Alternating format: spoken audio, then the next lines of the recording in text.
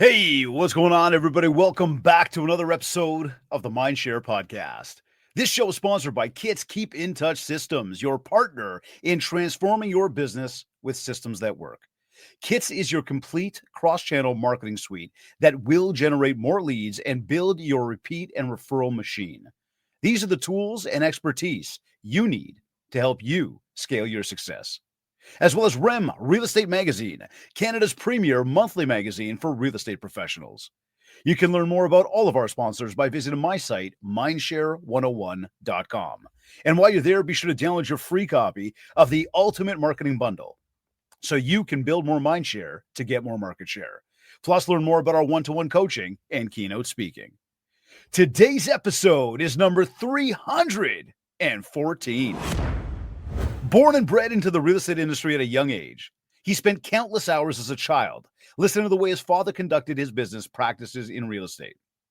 He says, I realize now that I was being given a gift, building life skills that would prove to be priceless. Selling real estate is a passion of his, but he says his real passion are the people. His approach to selling a house is more like helping people build a strong foundation where their roots will eventually run deep in a community that they are passionate about. In a real estate industry that has evolved with the times, it's as though the mantra, bigger is better, seems to be today's trend. But he still believes in delivering a high level of customer service, a one-on-one service that is geared towards his clients' everyday lives. Personal service to each and every client is done through a small team of professionals. They are not about rankings and numbers. Instead, they're about getting the job done. Doing so in a way that getting to know their clients on a personal level will help to make their buying or selling experience a memorable one.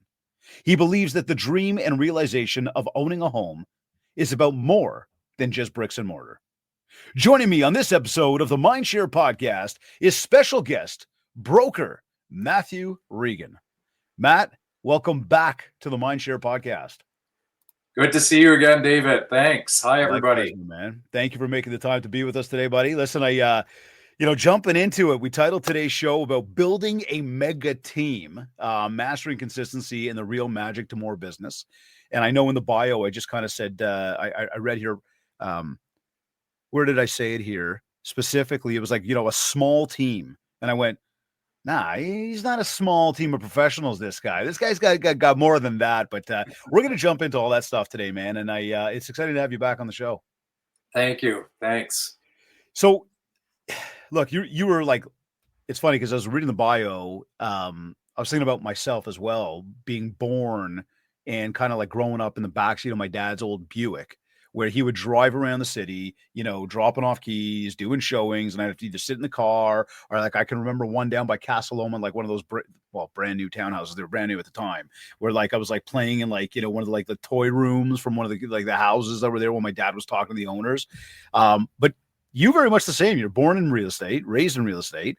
Tell us about growing up in real estate. Like, what lessons did you learn from your father that shaped your approach today? Yeah, there's a number of key lessons that I learned from my father, and I'll also say my mother, even though she wasn't practicing in real estate at the time.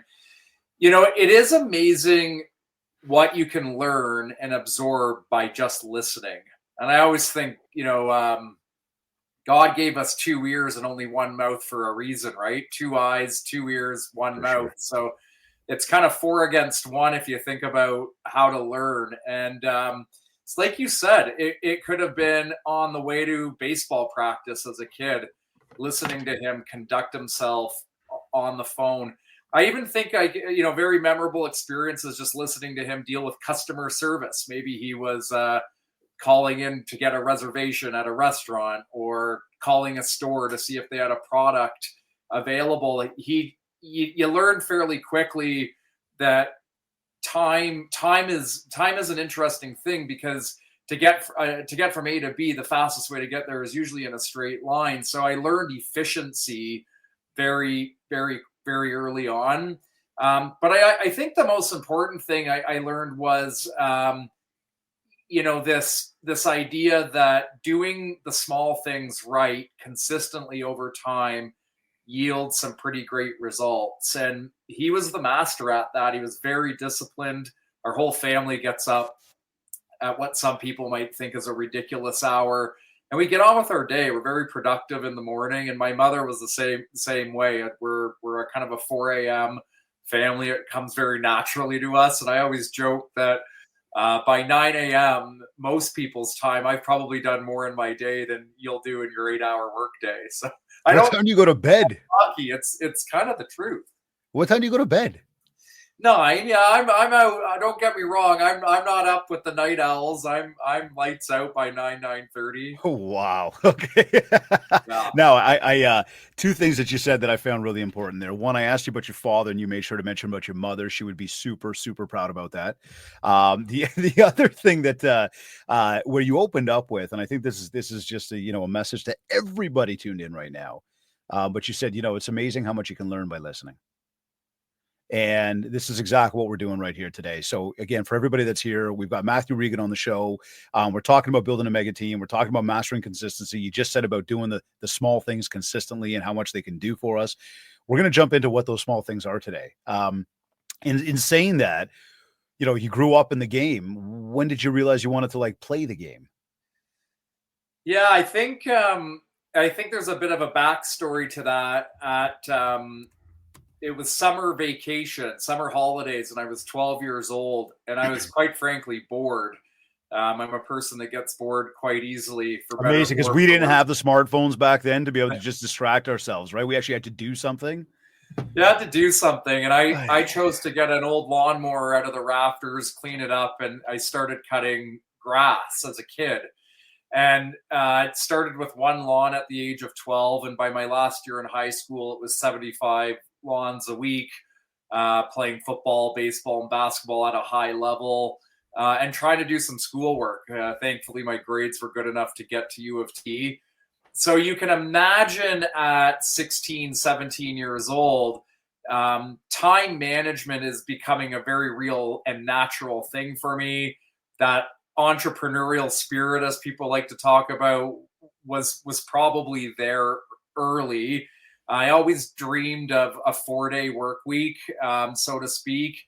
And it was interesting as I got into my latter years in high school, and you have to kind of begin your picking your courses for university. You get to think, what career do I want? And real estate was really the only thing I ever pictured myself doing. Now you have to keep that in context. It's one thing to watch your father conduct business. It's another thing to be in the business. And for our listeners, if you're in the business, you know what I'm talking about. It's not what the TV shows make it out to be. So on I went. I dropped out of university halfway through, went and got my real estate license at 19, and so to speak, haven't looked back. Awesome, man. Yeah, no, it's definitely an entrepreneurial business, and there's a lot of highs and lows in this one, right? Just like anything else. I mean, when we're out there working for ourselves, you mentioned about time, and I want to talk more to that in a few moments as well. I think that is such a pillar to how much can or cannot get done in a day, and how, again, I come back to the smartphone as always. I bring that up regularly. The distractions that it brings to our lives, and to the, what we're overall trying to achieve. Now, you mentioned that your passion is really for the people, not just the houses, not the house, but not just the houses. Can you unpack that philosophy for us? Yeah. How does that play out in the way you approach the service? And do you think that approach gives you that edge maybe over the competition? Yeah, when you think of real estate, I think a lot of people think of homes, they think architecture, they might think interior design. And that's I would kind of park that off to the side as a perk, but that is not the industry. This is very much a people to people based industry, highly emotional. There's a lot at stake, both for the agent, but more so for the customer, depending on their reasons for buying or selling, transacting in real estate. And it's interesting when I interview new agents new to the industry or thinking of getting into the industry, I always ask the question, why real estate? And it is incredible to me to think how many people get into it because they love houses. And I love houses as much as the next person, but it's it's not what I believe that the key is to longevity in this profession. I think you've got to have a natural love for people.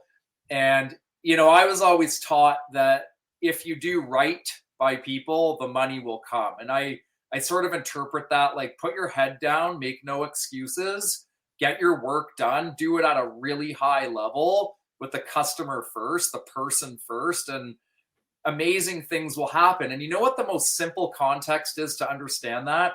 It's like if you and I went out for a beer or went to a restaurant for lunch or dinner, you want to get great service, ask what your server's name is.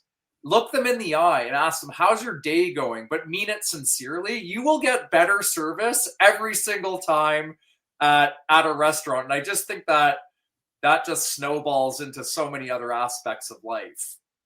It's a great point. I completely agree. The only place I disagree with that is when you're a hockey coach and you talk to the referees at the top of the game, and they're just not the nicest people. And no matter how nice you try to be, they're just not.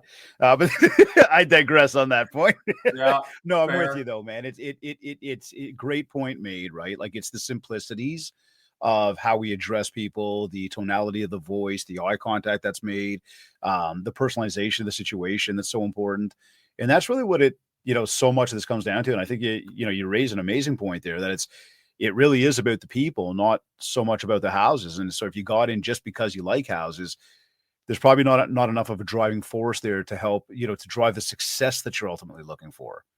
Right. But let's get into the nuts and bolts of the business. Like, how did you go from being, an individual agent as you get into the business to, leading a team? And I mean, now we've seen some tremendous growth, and we're going to continue to talk about that throughout, today. But what was that moment that you knew that you needed to really scale? And I guess maybe I'd ask, like, again, what were some of those first steps that you took? As I'm working in the business, I'm doing well, I'm growing. I can't do this by myself. Talking about people, you need more people. Yeah. Yeah, and you got to go to find that answer. You have to go back about 15 years ago, sort of at a time in the industry when a real estate team it was just becoming something. It was a relatively new concept. It was not uncommon for a top producing agent 15 or 20 years ago to have an assistant. Right. But generally, that person did a lot of administrative work, answered phones, did paperwork. And that I think even today is a must. Like that is a great building block. And, I'll give a plug to a great real estate mind, Gary Keller, who wrote Millionaire Real Estate Agent. Mm-hmm. Hate the title, but I love the roadmap that book has given us as a tool to begin to make our mind just think a little bit differently. You think that book is still relevant today? Oh, it's as relevant today cool. as it was 15 years ago when it was. Love it. When it was written. If you saw my copy, you wouldn't be able to. It's funny, David. I go back to that book once a year, and I always come out of there with something new. It nice. Doesn't matter how many times you read it. Cool. But I remember the day. My assistant Tammy at the time and a couple of us were in the office, and we were pulling our hair out. I think it was a Friday morning, afternoon. We had more than enough listings that wanted open houses the next day and the Sunday that we didn't have enough bodies for. And for about a year, we would farm those open houses out to agents in our office. And, this is where the light switch slowly started to turn on. And I will emphasize slowly, because I'm essentially giving away business. I'm giving away opportunities. Yep. And I'm happy to help my peers down the hallway out, but it really doesn't benefit the company, myself. I'll just say it. It may sound a bit selfish, but it doesn't help myself. I'm the one that... Keep blunt about it, for sure. Yeah. So that, I think if there's somebody listening and they're going, should I start a team? Maybe. But I'm going to tell you right now, it is not for everybody. It is not for everybody. It's like watching the Leafs play on TV tonight. You sit on the couch, you watch the hockey game, they miss a wide open net, and you go, what's wrong with you? Like, I could have done that. That's so easy. And it's very, the people that are the best at their craft, whether they're they're building and selling widgets, playing a pro sport, teaching a university class, or maybe a peer down the hallway in your office that's great at the job. I can almost guarantee you it's a lot more difficult than it looks. So to condense my answer, the right time to build a team or to think about building a team is when you're losing opportunity. You're losing opportunity, or you're finding that you're just not as efficient as you can be. There's not enough hours in the day. You're burning the candle at both ends of the stick. It might be time to look to scale.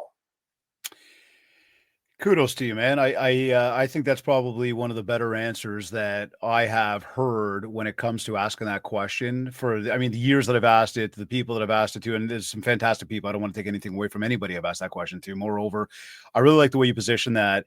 You brought up the Leafs, you got my ears going, and I was like, oh, here we go. And I'm thinking, go Leafs, go. So a little bit of a squirrel there, but seriously, to come to like ring it back in, the idea is like, you think you can, but maybe you can't. And it's the idea that you do need to work with others and talk about the time and some of the bullet point realizations of like, when is that moment? Now, as we talk about that moment, you've been doing this for some time, and speaking of moments, you recently had another big moment with your team where you made a huge shift from Royal LePage to Remax, formed what I would call a mega team. What was behind that decision? I mean, and obviously there's a lot of like behind the scenes stuff, but just going kind of surface level almost. And or go as deep as you'd like, but what was the reason behind that? And how did that impact, I guess, the opportunities coming up? Yeah. I've been asked this question a lot over the recent months. I imagine. In one word, curiosity. In 2017, I stopped selling houses. I kind of retired from the traditional way of being a real estate practitioner. Went above the trees, so to speak, and really took a more serious and mature approach to my business. I was always taught that if you're going to be in real estate, you should treat it like a business. And that's a bit of a pet peeve of mine in our industry. I think there's a lot of agents, wonderful agents out there. And then there's some agents that maybe they just need to clean up their act a bit. It would never fly. So one of the things there's a lot of the agents that need to clean up their act. There's some amazing, fantastic people, which we know. And then there's a lot of that shouldn't be in the industry. I'm very blunt about that, Matt. Okay. Because I know where you're going. Like I'm not going to sugarcoat that. You can be all polite about it. Realistically speaking, though, seriously, they're not treating like a business. Right. So if there's a listener kind of going, what's he talking about? Or maybe you know what I'm talking about, but what's your point? I'll give you a bit of framework as it may relate to the way you approach your practice. In 2016 for Christmas, my mother gave me a book called Good to Great by Jim Collins. Jim Collins is a University of Stanford business professor and very well respected in the business world. And, it changed the way I looked at my business at the time. I don't even know if I would actually call it a business back then, but it begged this question. And this is what I would ask everybody to ask of themselves is, if you really have a business, would David Greenspan or Matthew Regan buy shares in your business? So if you took it to the open market, like a publicly traded stock, would I buy your stock? Would I buy shares in your business? And 99.999% of the time in real estate, I wouldn't do it. Mm-hmm. Why wouldn't I do it? Because the business is so self-reliant generally on the team leader. And if that team leader went away tomorrow, what have you got left? Do you have something that is sustainable and will continue into time because it's been built on infrastructure like systems and operations and amazing people? Or is it going to fold like a deck of cards because it was so reliant on one person? So if you fast forward years later, so keep in mind, this is 2017, you got to go into maybe the early 2000s. I'm living up north. I'm 2 hours away from my trading area most days of the week. I'm not as in tune with what's going on as if I were in the city day to day practicing. So what I would do is I would call big agents that I admired from afar. Sometimes I knew them personally, sometimes I didn't. And I'd ask them for a meeting. I'd ask, can I come by and see you? And can we just talk shop? And it was amazing. I've met some incredible team leaders across the province, a few across the country that are so willing to share. And you get these incredible ideas. So one day I called up Alex Irish, somebody who I really didn't know that well. I knew she ran a great, very successful business in Oakville, South Oakville primarily. And even though we kind of bordered each other in terms of the markets our teams worked in, didn't really know each other. And it was half an hour. Oh, and by the way, it's worth saying that Alex, she completely dusted me. She's like, no, not interested in a meeting. It is totally worth saying that, just so everybody understands. Yeah. Like, you don't just get a yes every time you ask a question. You definitely don't, right? Like if that's single-handedly the best decision I've made in all of my business career, for anybody listening, I was told no, right? Like, so it was not just a, hey, well, you want to get together and merge companies. It was, I called her and she said no. And, I think back to the 12-year-old who would go knocking on doors to get business for lawn cutting. You tell me no, I kind of laugh and shrug it off like, you haven't heard the last of me. And all seriousness, about a month later, Alex and I met in person. It was a wonderful meeting. I thought it would be about an hour. It turned into 2.5 hours. And half an hour in, she's described her business model to me. And I'll never forget it. I felt like I got punched in the side of the head. I immediately grabbed my black book where I write my ideas down in, and I wrote this idea down. And Alex and I joked today, she wasn't sure what I was writing down, but just to condense the story, we both left that initial meeting knowing that there was something there. We didn't know what. It took me about 2.5 weeks to digest what I'd written in my black book, and I finally worked up the courage to call her and essentially tell her that I think we're better together. And it's a bold statement to make because ego gets in the way real fast in this industry of some good things. Mm-hmm. When you're merging two companies together, you're merging systems, operations, and people. It's not an easy task. You're revamping marketing.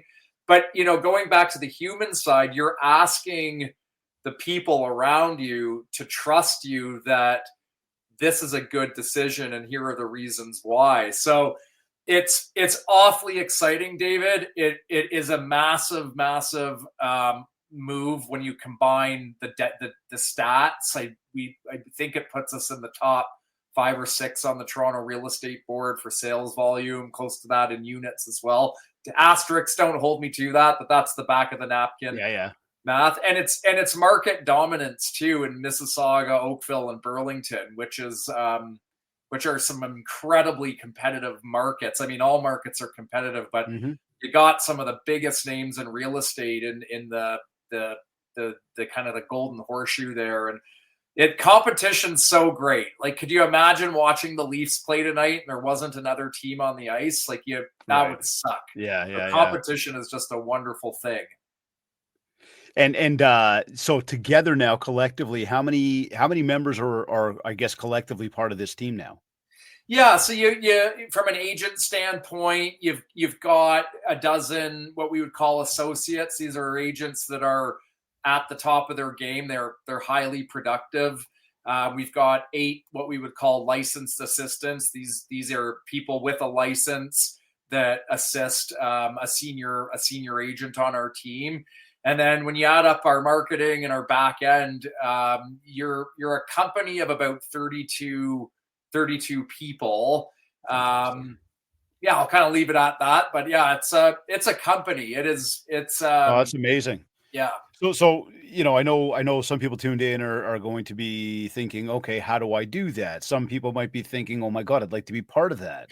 I'm curious to know, because as we've been talking about building a team, and then not just the move and the collaboration the two of you put together now to combine companies, but when you're out there and somebody does approach you, or you want to approach somebody, what are you looking for in somebody to say, hey, that's somebody that can join this team? I love that question. Rightfully or wrongfully, I'm going to test you. And you may not even see the test coming. It could be something as simple as, hey, thanks for reaching out. Can you call me Monday at 2:30 p.m.? I'm going to put it in my calendar. I'll expect your call. And, that tells me so much. And I don't want to get into the weeds, but if I get a reply like, yeah, it's in my calendar too. In fact, I'll send you a calendar invite, Matthew, just to make sure we're on the same page and we both don't forget. I'm going, all right, this person's so far we're doing good. Yeah. So far we're doing great. Like, this is somebody who, fill in the blank. They're being proactive. I can trust them. I like the cut of their jib. And then you get the opposite, and we don't need to go there, but you can generally tell what somebody's like just by giving them a really innocent test. And I did this as early as yesterday. And the lady, I'm at 4 a.m. I'm checking emails, and sure enough, you didn't call her at 4, did you, Matt? No, but she sent me an email before she went to bed last night, knowing that I would pick it up this morning. She passed the test. It was wonderful. Like, it's those little things that when people impress upon you, you kind of take that to the next level. Could I put this person in front of a client of ours? Well, let's re-emphasize then right off the top, when we talked about the bio and the importance of people and the connection point. Then you brought up the example of being at the restaurant, ordering some food, get to know the waiter, make some eye contact. Yeah. Right. It's a people business. Yeah. And now we're seeing, can this person connect with people, and will they represent our brand properly? Well, so good points. Yeah. Yeah. And that's just it, right? Because if you're thinking of starting a team and you're putting yourself first, stop right now. You're not going to go anywhere. What do you mean by putting yourself first? Because if I woke up one day and I got more listings than I can handle, and business is going well, and I want to scale, I'm gonna get all these people around me to help me, that will only go so far. You almost have to reverse engineer it. It's going, okay, help others. There's a need within my business. Is there a human being out there that has a skill set that can fill the void, that needs my help, and in turn can help me? And when I say needs my help, they need a job. They need strong leadership. They need guidance. They need a shoulder to cry on when it's a rough day, because there's going to be rough days. Like, again, it keeps coming back to that human side of things, like do unto others as you'd have them do unto you. So if you're thinking about starting a team because you want your name in lights and you want to be recognized by your peers down the hallway, I'd say you got your head in the wrong place. Building a team needs to be very strategic. You need to give it a lot of thought. Millionaire Real Estate Agent will give you the blueprint, and then really put your thinking cap on in terms of the human out there that fills the void that you have, that you can help by providing them a safe work environment. Pay them well. Do not underpay people. If you underpay people, you're just not going to get the best out of them. It's a small investment to pay people a little bit better than maybe the market would dictate. You're going to get the best out of them. You're going to have them long term. Don't cheap out when you go to build this team. I like that. Some sound advice. And again, to anybody that is locked into thinking about the fact that you want to do this, really, really take into consideration what Matthew's sharing with us today. I mean, Matt, when did you, forgive me, rewind like all the way back to, how long ago was it when you started your team? The team, I would say officially, 2015, 16 is when we were getting a little smarter. We were really beginning to see a bit of hockey stick growth back then. I love these hockey analogies today, bro. I love them. You, but dude, you knew where to go. Listen, look. Not that everybody tuned in can see, but you see my mug right here, Maple Leafs. And I showed you my baseball coach bobblehead earlier.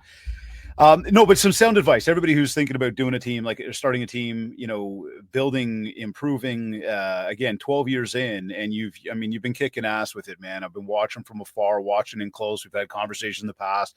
It's amazing to just watch the growth trajectory you continue to be on. And I know when that announcement came out about that you two combining there, I thought, man, this guy just continues to climb. It is so cool to watch, man. So big congrats to you on that. Thanks. Um, And David, yeah. I just, growth in business is an interesting thing. I think it was Sam Walton who was the founder of Walmart. If I'm not mistaken, one of his quotes was, "I didn't realize overnight success took so long." So I think if there's anybody listening and they're feeling a bit deflated or defeated by this conversation, or they're comparing themselves to an agent within their office seeing great success, don't worry about it. Like put your blinders on and keep your head down. Your success is going to come. And I'm not saying don't go put yourself out there. You should, and you should be learning and listening as much as you can, reading as much as you can. But don't let somebody else's success be your benchmark. Like, just make sure you're climbing your own ladder. You'll get to where you want to go. And I would suggest set that ladder rung really high. Like, don't settle. Like, put a big goal out there and then go get it. Like, it's fun. I love that, man. In fact, as you bring up Sam Walton, you start to think of Colonel Sanders. You start to think of McDonald's. You start to think of so many of these major companies. These folks were after, I think most of them were older than 50 years old when they actually hit that stride. Right. Well, it's a great point that you bring up there, man. Now, as we talk about growth and we look at, growth, one of the biggest challenges that most people are having out there, especially in today's world and maybe, in today's market compared to the market that was 3 years ago, which was the height of the market we've ever seen. But, is creating that consistent flow of business. What is the sort of approach? And again, without taking too much secret sauce, okay? So I understand that, in certain things you might be a little bit, more reserved in what you share. But when it comes to this idea of lead generation, which I got to say, I hate the word leads. I think everybody's an opportunity, they're a homeowner. But overall, what's the strategy to ensure that pipeline is full? Yeah, well, I'm a broken record. It's people. So, yeah, two kind of ways to do this business. You can go out and buy business. So you can buy advertising on billboards and buses, direct mail, etc. And there's nothing wrong with that. That works for some people, and some people do it really well. It's expensive.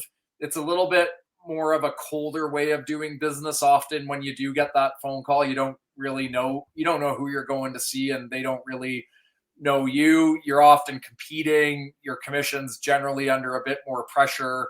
So that's one way of doing it. I will say that it's easier. Like, if you've got the money, you just write a check, pay an advertiser and a marketing team, and out it goes. You just kind of sit back and wait. I'm dumbing this down, of course. Yeah, of course. But the second way of doing it's a lot more personal, and that is really leveraging the people that within your sphere of influence. And your sphere of influence is the hockey arena and the parents that are there watching the kids play. It's the school, the parents of your kids' friends. It's the people you went to high school with, et cetera, et cetera. And, I've known you, David, for almost 20 years. Like, I would have no problem just calling you and checking in to see how you're doing, how your family's doing. And it's actually a friend of mine, Sean Ziegelstein, who taught me this. I know Sean, of course. Yeah, Sean knows his craft. And he goes, nobody enters my database unless I can pick up the phone and ask them how their dog is doing. And what he means by that is he knows them on a personal level, and they know him on a personal level. So this industry, and I probably see it as much as anybody, I'm solicited all the time for my money to buy or purchase the next shiny object. And I can profess or attest to the fact that I've tried almost every shiny object out there. Almost none of them work. The only thing that does work is just that consistent Hey, how are you? Hey, David, how are you? You have any plans to move in 2025? Is your house still meeting your needs? And David, I'm just checking in to see how you're doing. Like that that touch point is worth its weight in gold. And David may say to me, I'm great, Matt. We love our home. We're here for the next 5 years. So the next thing I'm going to say is, that's great, David. I'm look forward to helping you in 5 years. But until then, are there any family or friends or parents at the hockey rink tonight that that I could help? And really what I'm just trying to drive towards is this is an industry, a business of people talking to people. And the more people that you have genuine conversation with on a daily basis, the more houses you're going to sell. It's just that simple. It's just that simple. It really is, and everybody overcomplicates it. I love the fact that you brought up the bright shiny object, the magic pill. The fact that you could spend money on anything you want. You can throw a ton of shit at the wall and hope something sticks. End of the day, this business always has been, back when your dad and my dad were in the business, before they were in the business, after they got out of the business, as we're in the business, and the people that are going to come after us in this business, it will remain a people business. And this is where I always emphasize too, Matt, is that, from all the technology that's out there, we've got to remember, in order for us to remain relevant, we've got to continue to speak with other people rather than automate that process. Very, very important. I love those words, man. And I mean, again, to everybody tuned in, we're speaking with Matthew Regan right now. Yes, we're talking about building a mega team. We're also talking about mastering consistency in this business. David, really trying to get to the top. I got to share this. I don't think they'll mind. My partner, Alex, I won't say her age, but she's been in the business since she was like 8 and been in the business a long time. This is somebody who, by all purposes, she's made it in life. She's made it. And she still prospects every single day. I know this because I've heard it. I've seen it. And I'm also reminded of Kaylee Heaps out of Toronto, who she's a powerhouse. And she'll have to fact check me here, but I think she calls it either her power hour or her hour of power. And this is somebody, the number one agent for Royal LePage, doing incredibly well. And she prospects 1 hour every afternoon, maybe not on Saturdays and Sundays. Is this calling her list, or is this calling cold? Her people. Yeah, she's calling, she's solicit. She is prospecting, but she's not. She's calling the people she already knows, the people that know her and trust her and that are in her circle. This is somebody who has made it. If they didn't pick up the phone ever again tomorrow, Alex and Kaylee, they are going to be just fine. Yeah, they continue. But it's not the point. It's doing the little things consistently over time is what climbs that ladder. It's what allows you to climb that ladder. And they've just got 2 very admirable businesses by doing the little things, talking to people consistently every day, and it's paid off.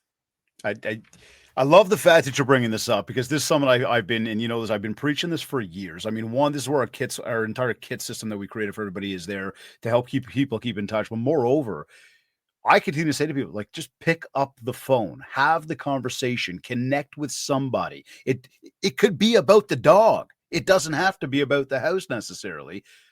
Build a rapport and good things happen. Yeah. And yet there's such a reluctance from people to carve out the time to do that. Oh, I'm just working on a listing right now. I don't really know what to say. Oh, I'd rather text somebody or rather post it on social. People who, at this time of the year right now, the automated messages that are going out for happy holidays. How about picking up a pen, put it on a card, send it off, like show that you care. This is where, again, any top producer, anybody who's ever achieved any type of success in this business continues to share those messages about how important that personal connection is, how important it is to carve out some time in your day to do those activities. Now, as we talk about time in the day, looking at daily routines, how many hours in a day? And I know you mentioned like a 4-day work week, getting up at 4, getting more done than most people do in a day, doing that by 9. What does a typical day look like for you? Sort of like, what does that routine look like? What are some of those things that you do that you swear by, that you're consistent with, to keep you continuing to grow the way you are? Yeah, it's an answer that I don't know if it helps a lot of people. Like I can answer the question really clearly with when I got into real estate and I didn't have much. So I didn't have much of a database. I had no pipeline. I was getting an education from my dad, but my dad, and I'm very thankful today that he didn't just spoon feed business into my lap. It's not how the Regan household worked, and that's a good thing. Sure. Is I was the first one in the office. So what did that mean? I was up at the crack, like before the crack of dawn. In fact, dawn was a long way off. I'm going for my run in Rattray Marsh. I'm at the gym, the ORC, right when they open at 6. I have my breakfast at 7, and I'm in the office at 7:30. And from 7:30 to 9, that's when I'm answering emails. So I'm doing all of the things that I would call the non-money making activities. These are activities that are very important. They're necessary, but they're not what you should be doing after 9 a.m. And I can't stress that enough. If you're answering an email, an administrative email after 9 a.m., you're doing it all wrong. Those emails are for late at night, whatever you pick. Late at night, for me, it's early in the morning. I get it. I get organized. I get in and I get organized. So if you think of I'm going to switch to basketball. If you think of the best basketball players out there, they're the first ones in the gym. Like these guys have been playing shot more basketballs than you can shake a stick at. They're still that old story of Kobe, right? Kobe, man, Kobe was famous for that, right? Like he's in there warming up before anybody else. I don't remember there was one player who says, I'm going to beat that guy one day. And he says, I'm going to get there first. And he goes, I get to the gym. I'm there bright and early. I'm shooting my hoops. In comes Kobe. He's already got ice on his knees. And he's like, I can't beat him. You got it. And so starting early and getting your non-money making activities off your plate sets the tone for the rest of your day. All of a sudden, there's no excuses. Now, anybody that's listening there going, I got kids at home. I got this and I got that. I'm a dad of 2, soon to be 3. I get it, but you have to be, that's up to you. It's a family decision between you and your partner. I'm not going to sit here and tell you what I think you should do. I'm telling you what I chose to do. And I have very much a no excuses attitude. Now, that doesn't mean that I put business above family. It just means I'm very cognizant of the time that I'm giving my family and when. And the great thing about getting up early is you're up before 99.9% of the population, with the exception of time zone differences. So there's no excuse to get to the gym, to get your emails done. Today, as a father of soon to be 3, very much same routine. Up at 4, answer my emails, do my reading, do my workout. I'm showered by 7 a.m. I get my first daughter up at 7:10, and my second daughter gets up at 7:30. We have an hour of time together. We usually involves just playing and hanging out, reading again, breakfast, and then by 8:30, I'm flying. Like I'm going. The kids are off to school, daycare, whatever. But the other thing is, I've structured my day being very intentional that when they're done at 3:00, so am I. Like for all intents and purposes, unless I have to go somewhere, I can take the odd phone call if I have to, but I'm scheduling that stuff before 3:00, and my calendar is locked tight. Like it's airtight. You will not break it. Like I had to think a few times, like, do I have time for David's podcast today? Okay. At that time, yeah, that works on a Wednesday. I can swing that. That's easy. Tell me this, that I love what you said there, because I'm very much the same way. That calendar's locked tight. Like and my calendar's getting booked up, weeks in advance with coaching clients and presentations and trainings that we host. And, with all of that, there's also the baseball and the hockey and the sports schedules for my son. And I play hockey on Friday nights. And, I dedicate, an hour and a half to 2 hours a day to work out, spend 30 minutes a day reading. I spend time, a good hour and 15 minutes in the morning, hanging with my children as well before the day gets started.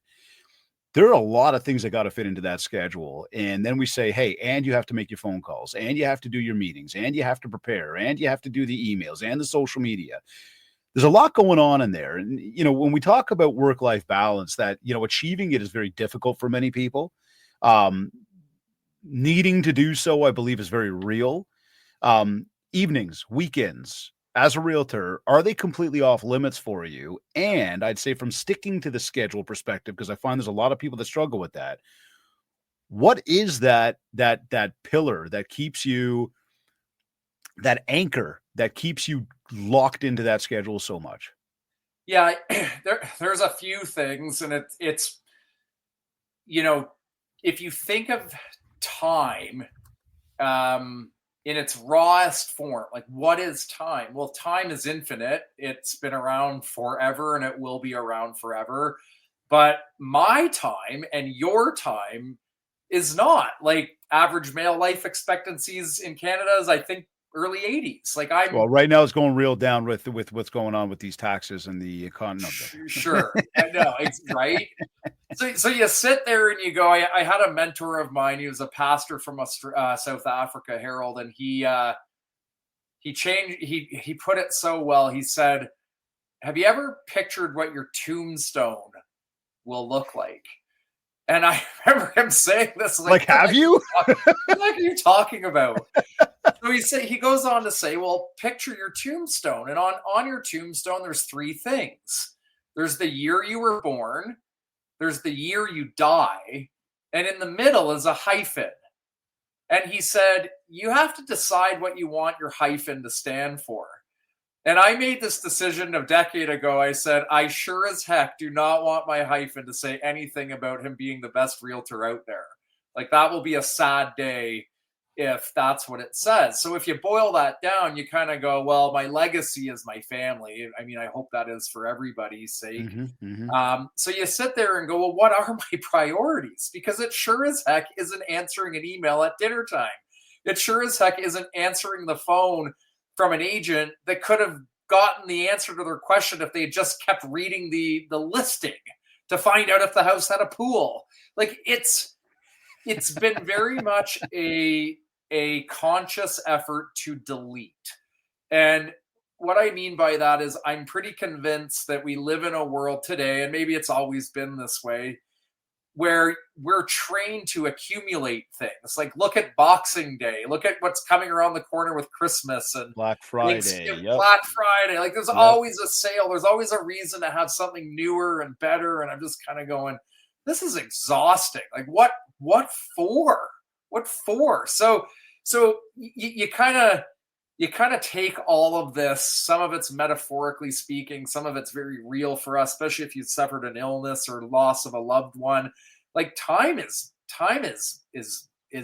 not, it's, we're going to die soon. Like, relative to the length the relative to how long humans have walked the earth, we're going to die very soon. And I'm just sitting here going, I want to have fun while I'm here. I want to make a difference for the people that I love. And like, let's get at it. I don't want to answer an email at dinner time.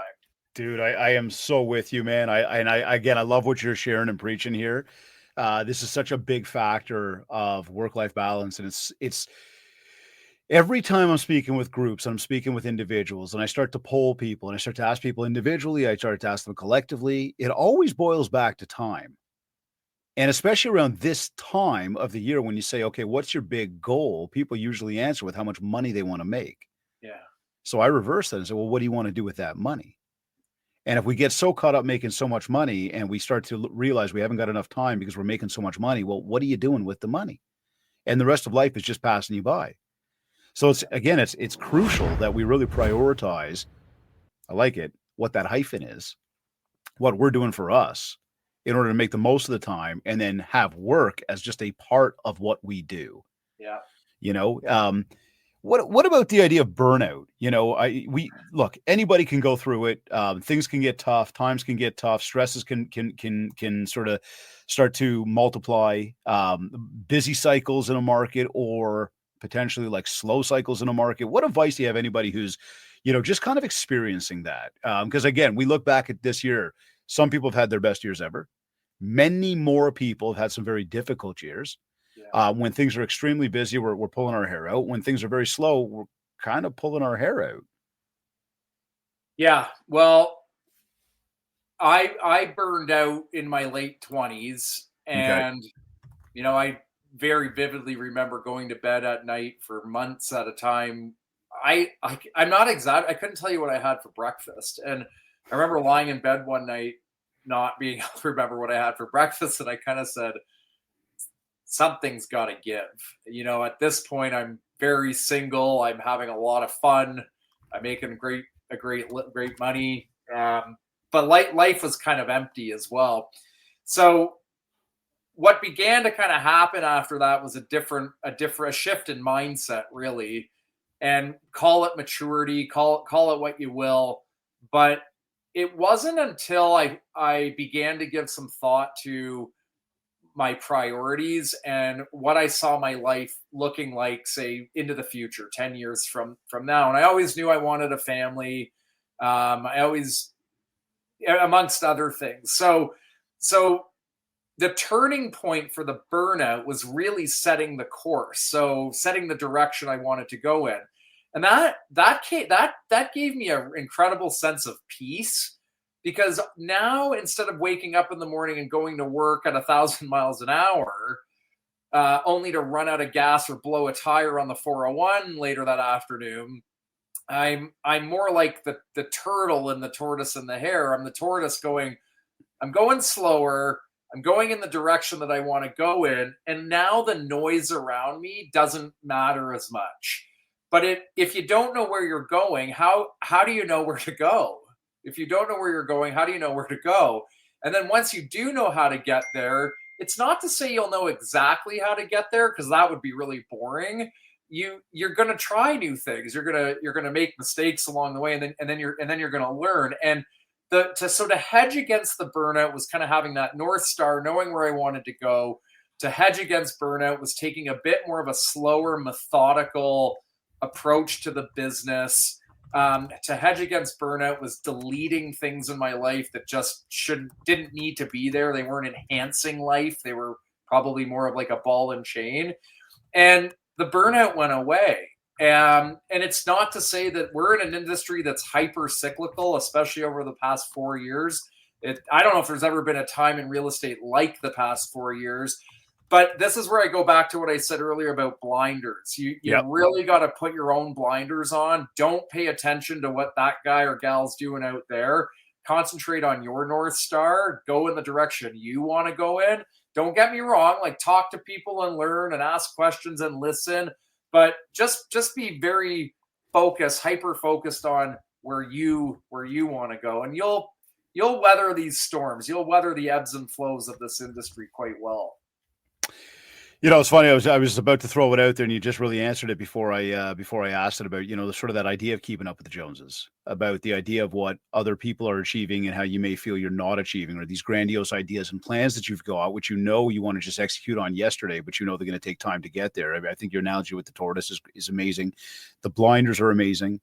Really focusing on your North Star versus what other people are doing. And I think, again, I come back to the social medias and the distractions there. I think we're all too caught up with that. And I think that's what also really does lead to the burnout. Whereas when you do have a direction, you know where you want to go. And we look at that entire thing of saying your goals are your destination. Your schedule is your navigation. Yeah. Follow the navigation, you're going to get there. As long as you follow it, you'll get there. So here, speaking of getting there, looking ahead to 25, what, just any predictions from you? Not that anybody has a crystal ball, but any predictions from you about, what's going to be going on with the market, with the spring market? A lot of people are very optimistic about that. And just maybe, quickly, what are you guys doing to sort of prepare and stay ahead of the curve? Yeah, I'll give you two answers to that. One, it's going to be good. Two, it's going to be bad. Love it. Well, no, actually, I think both are going to be good, but, from a macro level, yeah, I think it's going to be a good year in real estate. The key barometer has always been the cost of money, interest rates, and the Bank of Canada is they're back on side with stimulation in the economy, and so much of the Canadian economy relies on real estate in one form or the other. So I think if you're a real estate practitioner, it's going to be an okay year. But here's the second answer, and because I actually hate this question. I'm glad you asked it, so I'm glad that I get to answer, but I hate the question. And the reason I hate the question is I don't like anything I can't control. So I can't control what the market's going to do in 25, and I'm sure as heck not about to try and predict it, because I'll probably be wrong more than I'm right. It's like picking stocks. So then I sit there and I go, well, what can I control? So when somebody says to me, how's 2025 looking? I'm going to answer you and go, well, we've got 57 listings coming to market in the months of January and early February. I said 57 plus probably another 20 or 30 more that we know of today coming into March. We know that if we get 50% of those listings sold, there's 50% of those are buyers. So we've got, 70 plus, we've got 100 ends right there. We know our average sale price is X. We know our average commission is Y. So right off the hop, I'm looking at a good year ahead. I know what my marketing plan is. Our marketing's done for 2025. We have the roadmap. As it should be. Yep. As it should be. Right. Like but David, for the listeners, yeah, Matthew, 10 years ago, you should have done this, not in March. Like, do it now. Like, follow your own advice, right? 1,000,000%, man. Dude, I've been telling we the folks that at least we have the good opportunity to work with, we start this back in like end of October, beginning of November. We take a good 6 to 7 weeks. Like by this time right now, my clients who are finished, they're feeling incredible. My clients who are not done, they know that I'm on them like crazy right now to like push. Like we are not messing around right now. This has to get done. You got it. Most people are ready, man. So how's my 2020? What are you predicting for 2025? What an answer. I'm predicting the same thing I've been telling myself for 10 years, and that is do the little things, do them every day, do them consistently, talk to people, et cetera, et cetera. That's what kits, like David didn't tell me to say this, but that's what's so cool about your product there is that you're enabling the realtor. I call it the excuse. You're giving the realtor the excuse to call their people because you're helping them stay in touch. That, but I hope everybody understands that. Don't get caught up in the news and the weeds of how's the market. The answer is going to lie in how organized and prepared you are in your business, because here's what agents forget. So much noise in the media about housing prices going up, housing prices going down. Well, the last time I checked, it's almost immaterial to how I pay my bills. The only thing that matters as a real estate practitioner is liquidity. That is the number of active buyers willing to buy, the number of active sellers willing to sell in the market, and then how much of my fair share can I get my hands on? I only care about transactions. Now, of course, the human is beside that, and of course, I want them to get the highest price, but that's what you're naturally going to do anyway. You don't control interest rates, the economy, tariffs on Canadians from a new president. You don't control any of that. So you got to focus on what you can control. Awesome answer. Very awesome answer. You can't control the market. You can't control your competition. You can fully control what you do. Matt, 2 final questions here. Number 1, your day's over. You finished. You've gone through. You've had a great day. You're shutting it down. You're hanging with the girls. You're hanging. Just family, doing you. How do you know it's been a successful day for you? Yeah, I've spoken to 12 people and had like 12 meaningful conversations that day. Like it's just that simple. Yeah. Love that. Okay, cool. Because if you do the math, David, 12 times 5, 60 people a week. But keep in mind, if Kaylee and Alex Irish were listening to this, they'd probably be nodding their head like, yeah, I'd probably give a similar answer. But Matthew from 21 years ago would have to triple that. Like I probably have to speak to 30 people today. Matthew from 10 years ago probably has to speak to 20. Like the answer is going to vary depending on where you are in your career. If you're just starting out, or if your pipeline doesn't look that good, you've got to double, if not triple down on what you think is a successful, on activities that you believe are going to make you successful in your day. David, I'm so glad you talked. It's like, I challenge our team with this question all the time. It's like when you come home from work today and your significant other says, hey, honey, how was your day? And you say, my day was good. You didn't have a very good day. You need to think of it. You don't have to do anything. My suggestion is you think of it in terms of productivity. Hey, honey, how was your day? Stop and think, you know what? Today was difficult, but highly productive. I spoke to 12 meaningful people in my life. I tried to help them. Unfortunately, it didn't bring me any business today, but I'm optimistic that business will come tomorrow.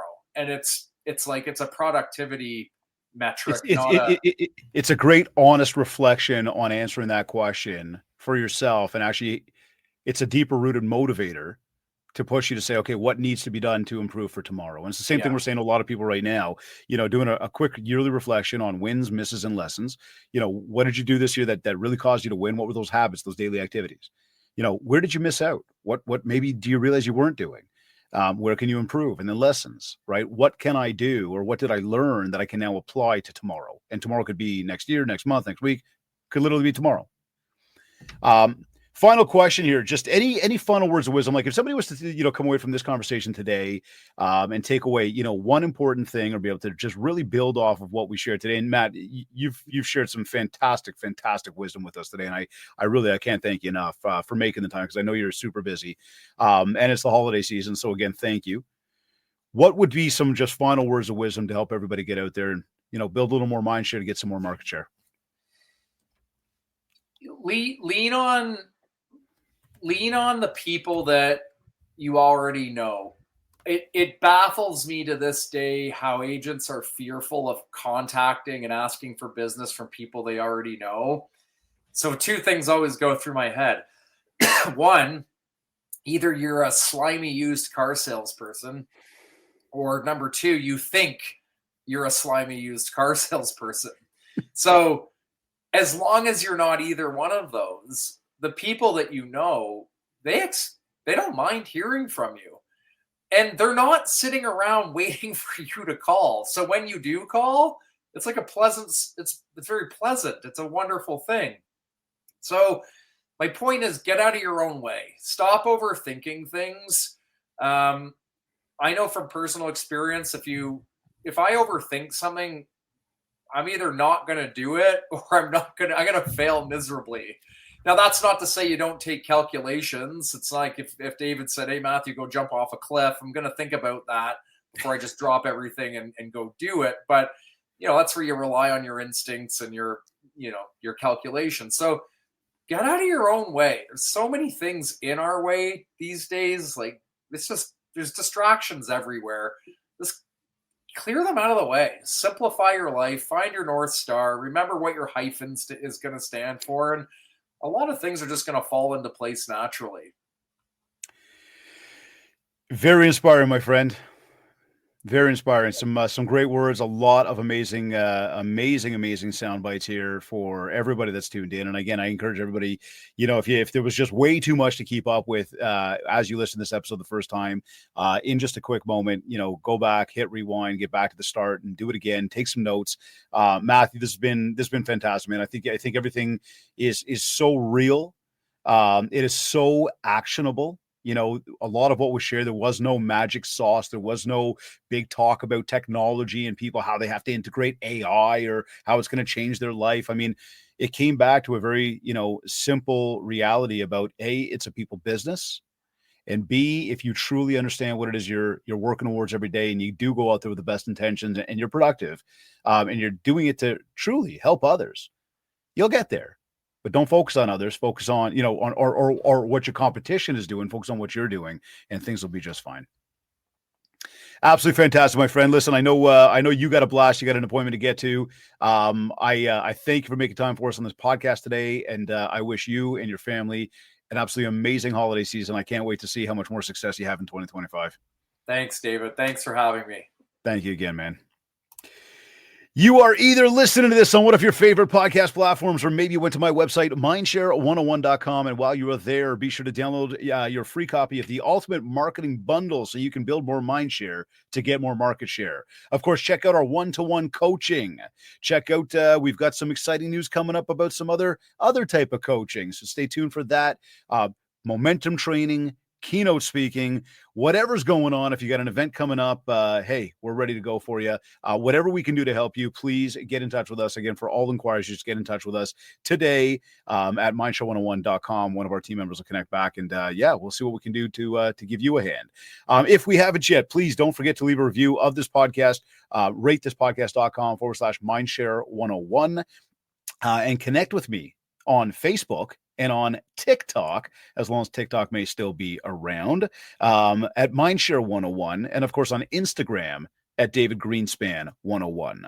I want to take a quick moment to say a big thank you to both Kits Keep in Touch Systems and REM Real Estate Magazine for being ongoing sponsors of the Mindshare podcast. Again, I encourage everybody to visit mindshare101.com to find out about both of what both these companies can do to help you. Of course, all that being said, this has been another episode of the Mindshare podcast. Thank you for tuning in.